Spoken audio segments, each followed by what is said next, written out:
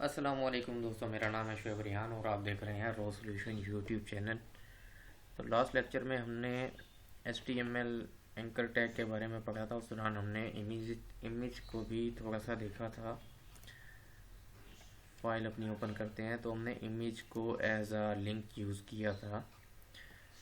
तो आज हम इमेज के बारे में ही मज़ीद पढ़ते हैं। उससे पहले अगर आपने हमारे चैनल को सब्सक्राइब नहीं किया तो चैनल को सब्सक्राइब कर लें और बेल आइकन पर क्लिक करते हैं ताकि आपको हमारी नई आने वाली वीडियोस भी मिल सके। तो इमेज को हम मज़ीद आगे थोड़ा सा पढ़ते हैं। इसके अंदर एक और हम एट्रीब्यूट डिफाइन कर सकते हैं, ऑल्ट के अंदर आप इस इमेज की डेफिनेशन लिखते हैं। हम यहाँ लिख देते हैं बूटस्ट्रैप 4। तो किसी वजह से अगर ये इमेज ब्राउज़र में लोड नहीं होता तो ब्राउज़र उसकी जगह आपको ये टेक्स्ट डिस्प्ले कर देगा।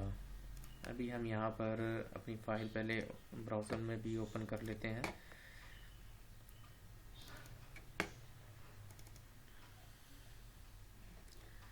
ठीक है, ये हमारा बूटस्ट्रैप 4 का इमेज लोड हो रहा है। अगर हम इसका पाथ यहाँ पर गलत कर देते हैं, इनकरेक्ट कर देते हैं, तो ब्राउज़र को ऑफ कोर्स ये इमेज नहीं मिलेगा। तो ब्राउज़र इसकी जगह एक ब्रोकन इमेज का आइकन डिस्प्ले करेगा और साथ हम जो ALT4 लिखा है, हमने अल्टरनेटिव टेक्स्ट लिखा है, वो डिस्प्ले करेगा। अपनी फ़ाइल को सेव करते हैं, ब्राउज़र में चलते हैं और पेज को रिफ़्रेश करते हैं। तो देखें हमारा इमेज अब लोड नहीं हुआ क्योंकि जो हमने पाथ दिया था वहाँ पर ब्राउज़र को ये इमेज नहीं मिला। तो उसने एक ब्रोकन इमेज का आइकन दिखाया है और हमें साथ वो अल्टरनेटिव टेक्स्ट शो कर दिया है। तो अल्टरनेटिव टेक्स्ट इसी मकसद के लिए होता है कि एक तो अगर आपका इमेज किसी वजह से लोड नहीं हो सक रहा, यूज़र का इंटरनेट कनेक्शन स्लो है, या दूसरा अगर यूज़र कोई स्क्रीन रीडर सॉफ्टवेयर इस्तेमाल कर रहा है तो उसके लिए भी ये बहुत यूज़फुल होता है। स्क्रीन रीडर सॉफ्टवेयर क्या होते हैं? अक्सर ब्लाइंड पीपल जो हैं वो स्क्रीन रीडर सॉफ्टवेयर यूज़ करते हैं। ब्लाइंड पीपल को जो ये फिर स्क्रीन रीडर सॉफ्टवेयर है वो HTML को रीड करके बताता है कि वो क्या है। तो जब स्क्रीन रीडर सॉफ्टवेयर इस इमेज पर आएगा तो ऑफकोर्स वो इमेज डिस्प्ले नहीं करवा सकता ब्लाइंड पीपल को। तो वो आर्ट के एट्रीब्यूट में आप जो कुछ लिखेंगे वो उसे रीड करके बताएगा कि ये इमेज है और ये इसकी डेफिनेशन है। ठीक हो गया। इसके बाद हम देखते हैं अपना इमेज को हम बैकग्राउंड एज अ बैकग्राउंड कैसे इस्तेमाल कर सकते हैं। तो आप बैकग्राउंड इमेज चलते हैं अपनी CSS में। यहाँ हमने अभी बैकग्राउंड कलर लगाया हुआ है तो इसकी जगह हम लगाते हैं बैकग्राउंड इमेज।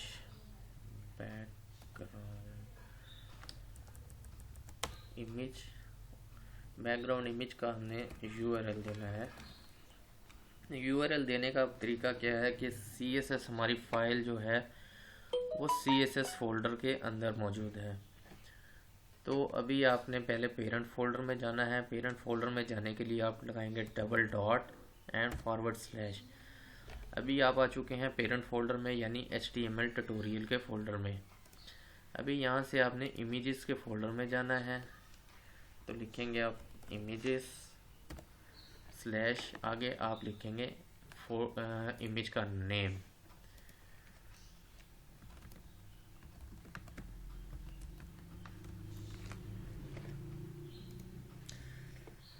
तो ये देखिए जी, हमारा बैकग्राउंड इमेज लग चुका है और बैकग्राउंड इमेज रिपीट हो रहा है X एक्सिस पर भी और Y एक्सिस पर भी। उसने जो हमारी बॉडी का जितना एलिमेंट था और उसको कवर कर लिया है। और अगर हम चाहते हैं कि ये हमारा बैकग्राउंड इमेज रिपीट ना हो तो हम कहते हैं उसे बैकग्राउंड रिपीट की एक प्रॉपर्टी होती है, उसको हम कहते हैं नो रिपीट। इसको रिपीट नहीं करें। तो वो देखें जो हमारा इमेज है वो रिपीट नहीं हो रहा, ना X एक्सिस पर और ना Y एक्सिस पर। तो हम उसे कहते हैं रिपीट करते हैं, लेकिन एक और उसकी प्रॉपर्टी की वैल्यू है रिपीट X कि इस इमेज को हॉरिजॉन्टली रिपीट कर दें, या एक होती है रिपीट Y कि इस इमेज को आप वर्टिकली जस्ट रिपीट करें और हॉरिजेंटली ना करें। तो फिलहाल हम इसे नो रिपीट कर देते हैं। नो रिपीट कर दिया। इसके बाद एक होती है बैकग्राउंड कवर। अगर आप चाहते हैं कि ये इमेज आपका रिपीट भी ना हो और पूरा बैकग्राउंड भी कवर कर जाए, तो उसके लिए आप एक और प्रॉपर्टी यूज़ करते हैं बैकग्राउंड साइज की। Background size cover. ये देखें, ये हमारा वो जो इमेज है वो पूरे बैकग्राउंड पर आ गया है और अब वो रिपीट भी नहीं हो रहा। दूसरा, अगर आप एक और प्रॉपर्टी होती है बैकग्राउंड अटैचमेंट की।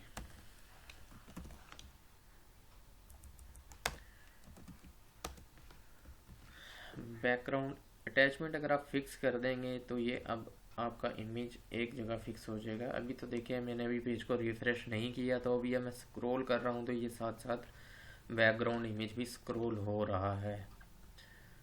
तो अभी मैं पेज को रिफ्रेश करूँगा तो देखें अब हमारा बैकग्राउंड इमेज जो है फिक्स, क्योंकि हमने कर दिया था तो अब वो फिक्स हो चुका है और वो हमारे माउस के साथ जब हम स्क्रॉल करते हैं तो वो स्क्रॉल नहीं होगा। और अगर आप चाहते हैं कि आपका बैकग्राउंड इमेज स्ट्रेच हो जाए और फिट हो जाए बैकग्राउंड पर, तो उसके लिए आप बैकग्राउंड साइज को जो है वो कर देंगे 100%।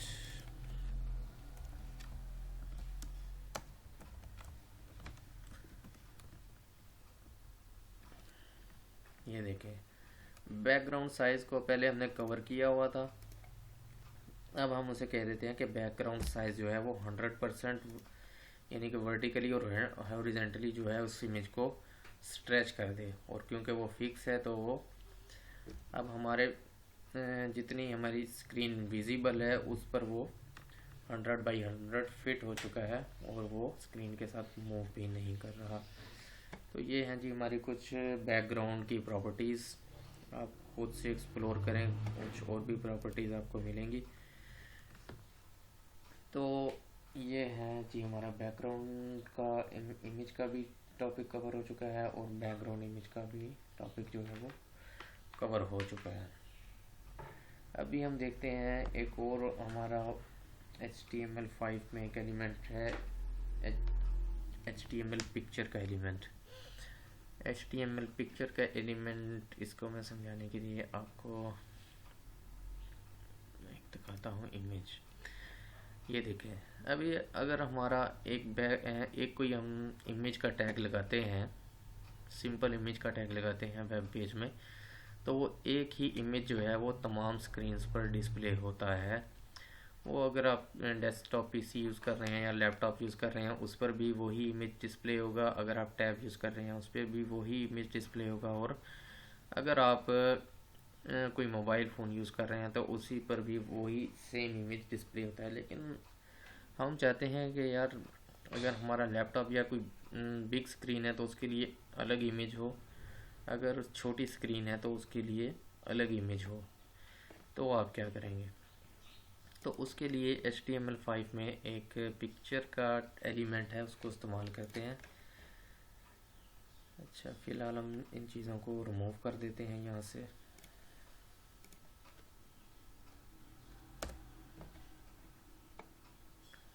तो हम देखते हैं एक हमारा पिक्चर का एलिमेंट है।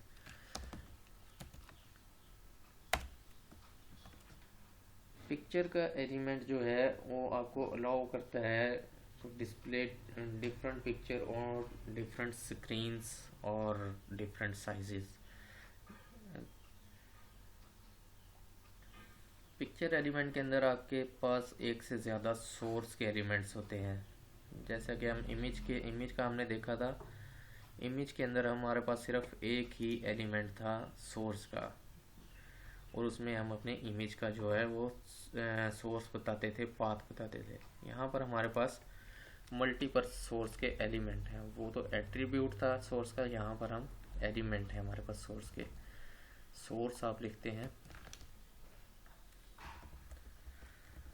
सोर्स के एलिमेंट में आपके पास दो चीज़ें होती हैं। एक मीडिया में आपने बताना होता है कि स्क्रीन का साइज़ क्या होना चाहिए जिस पर आप ये इमेज डिस्प्ले करवाना चाहते हैं। तो उसके लिए हम बताते हैं जी मिनिमम विड्थ जो हो वो 650 पिक्सल हो। और यहाँ पर हम अपना एक सोर्स सेट बताते हैं। सोर्स सेट में आपने उस इमेज का पाथ दे देना है, उसकी डेस्टिनेशन बतानी है कि कौन सा इमेज आप यहाँ लगाना चाहते हैं। तो हम इसके लिए एक इमेज यूज़ करते हैं, ये इमेज कार यूज़ कर लेते हैं।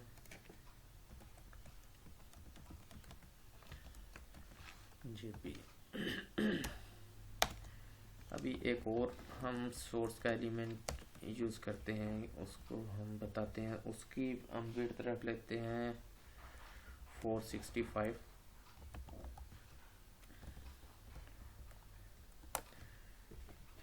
और इसके लिए हम एक पिक्चर यूज़ करते हैं, ये कर लेते हैं इमेज 4।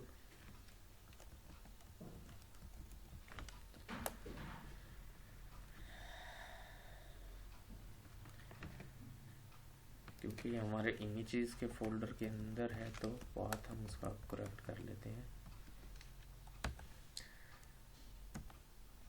दूसरा, हमेशा आपने पिक्चर के एलिमेंट में जितने भी आप सोर्स के एलिमेंट यूज़ करना चाहें, सोर्स के टैग यूज़ करना चाहें कर सकते हैं।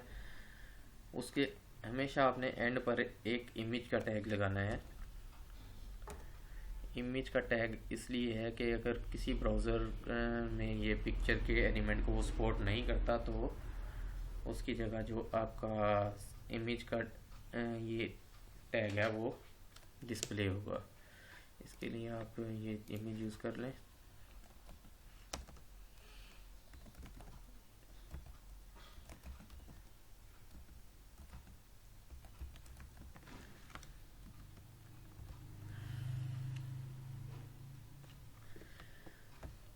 ठीक है, तो इमेज का टैग कहाँ इस्तेमाल होगा? एक तो अगर कोई ब्राउज़र पिक्चर के एलिमेंट को सपोर्ट नहीं करता वहाँ डिस्प्ले होगा, या आपकी इन दोनों ये जो आपने सोर्स के एलिमेंट जितने भी सोर्स के एलिमेंट लगाए हैं अगर वो कोई उस स्क्रीन साइज़ के साथ मैच नहीं करता तो वहाँ पर भी आपका ये इमेज का एलिमेंट जो है वो डिस्प्ले होगा।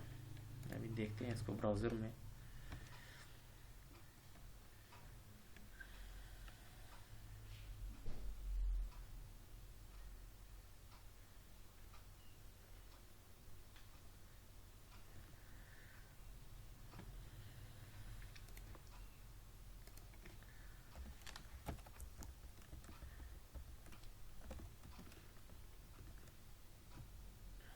ये देखें अभी ये क्या करेगा, जो स्क्रीन साइज़ हमारा 650 पिक्सल होगा या इससे ज़्यादा स्क्रीन साइज़ होगा उस पर ये कार इमेज शो होगा। अगर स्क्रीन का साइज़ 650 है या इससे ज़्यादा है तो कार इमेज शो होगा। अगर 650 से उसकी रेजोल्यूशन कम है, उस स्क्रीन का साइज़ कम है तो वहाँ ये इमेज फूड जो हमने लगाया है वो यूज़ होगा।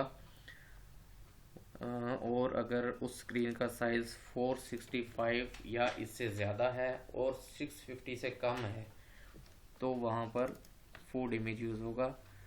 अदरवाइज़ अगर 650 से भी कम है स्क्रीन का साइज़ तो वहाँ पर ये इमेज यूज़ होगा गाड़ी। ये देखते हैं इसको हम।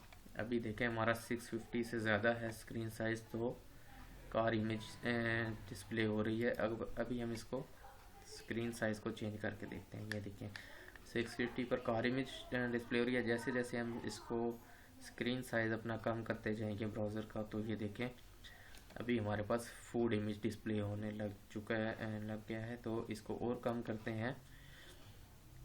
जब हमारा 465 से भी कम हो जाएगा तो हमारा जो डिफ़ॉल्ट इमेज है वो डिस्प्ले होगा यहाँ पर।